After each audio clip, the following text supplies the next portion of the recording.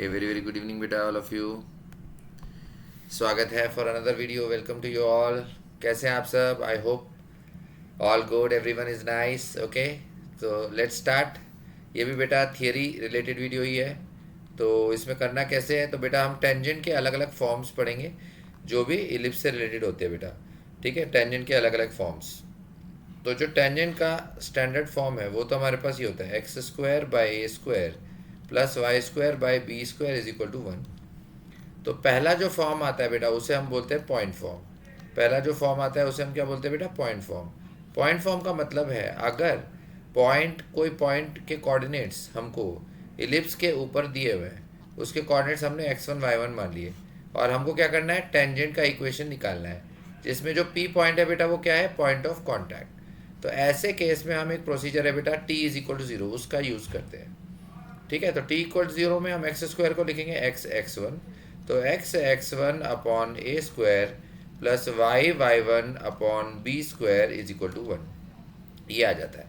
तो इधर से सिंपल है, जब भी आपको पॉइंट ऑफ कांटेक्ट के कोऑर्डिनेट्स दिए होंगे तो ये प्रोसीजर यूज़ करके आप टेंजेंट की इक्वेशन निकाल सकते हैं। ओके, दूसरा पॉइंट होता है बेटा, दूसरा फॉर्म होता है बेटा पैरामीट्रिक फॉर्म।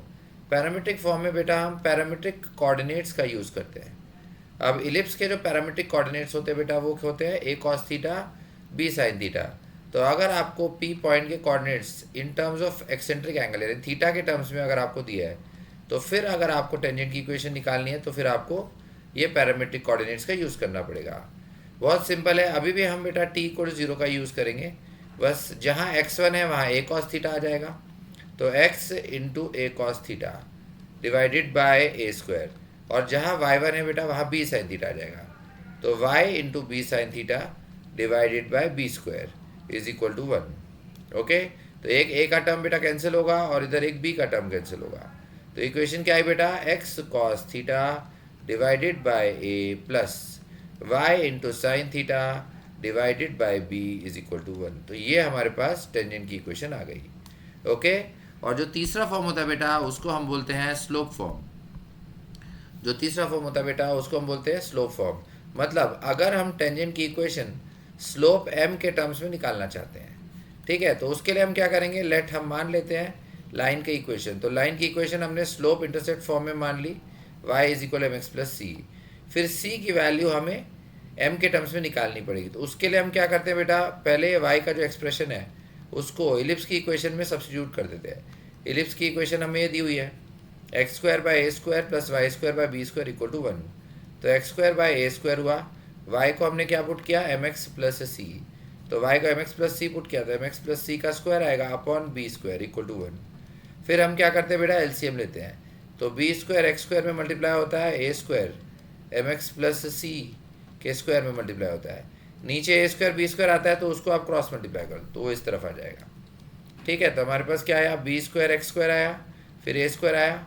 अच्छा, यहाँ हम एम एक्स प्लस सी का स्क्वायर कर देंगे तो हमारे पास एम स्क्वायर एक्स स्क्वायर आएगा बेटा, उसके बाद 2ab का टर्म यानी 2mcx आएगा प्लस सी स्क्वायर आएगा। राइट साइड में क्या आया, ए स्क्वायर इंटू बी स्क्वायर। अब आप क्या करो, एक्स स्क्वायर के टर्म्स को कलेक्ट करो। तो अगर एक्स स्क्वायर में से कॉमन मैंने लिया एक्स स्क्वायर, तो मेरे पास बी स्क्वायर प्लस ए स्क्वायर एम स्क्वायर आएगा ब्रैकेट में। ओके, फिर 2mc ए स्क्वायर इंटू एक्स, 2mcx ए स्क्वायर में मल्टीप्लाई हुआ तो 2mc ए स्क्वायर इंटू एक्स, और फिर ए square c square minus a square B square.